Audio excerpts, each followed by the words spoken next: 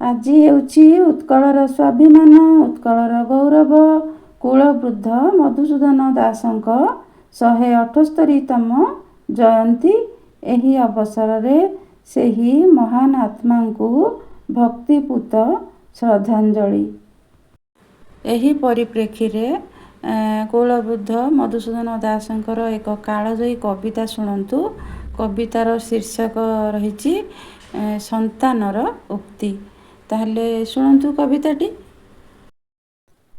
ମା ମା ବୋଲି କେତେ ମୁଁ ଖୋଜିଲି, ମାକୁ ପାଇଲି ନାହିଁ। ଭାଇ ଭାଇ ବୋଲି କେତେ ମୁଁ ଡାକିଲି, ନଦେଲେ ଉତ୍ତର କେହି। ଖୋଜିଲି ଅରଣ୍ୟ ଜନ ସମାଜରେ, ଖୋଜିଲି ବାରିଧି ତଟ।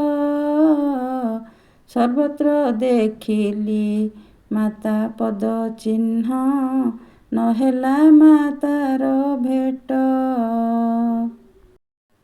ଭୁବନେଶ୍ୱରରେ ପଦ ଚିହ୍ନ ପରେ ଲେଖା ଅଛି ରାଜରାଣୀ। ନୀଳାଚଳ ଧାମେ ପୂଜା ହେଉଅଛି, ହିନ୍ଦୁ ଜାତି ମଥାମଣି।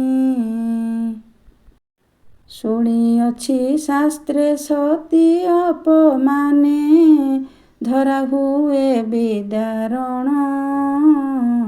ଅପମାନ ହେତୁ ସୀତା ଦେବୀଙ୍କର, ମହୀହୃଦେ ବାସସ୍ଥାନ।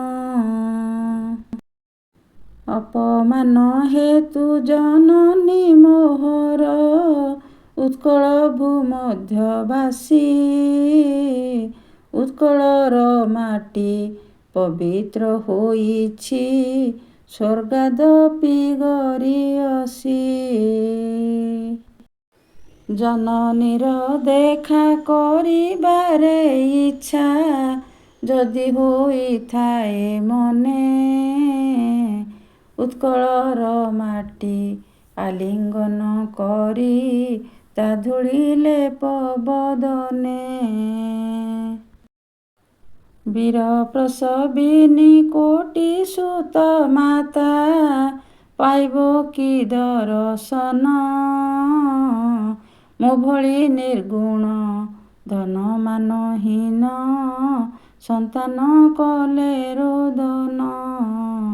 ସନ୍ତାନ କଲେ ରୋଦନ। କୋଟିଏ ସନ୍ତାନ ଗୋଟିଏ ସ୍ୱରରେ, ଜନନୀ ଜନନୀ ଡାକ। ତୃଷ୍ଣାରେ କାତର ଗଗନକୁ ଚାହିଁ, ଯେ ସନେ ଡାକେ ଚାତକ।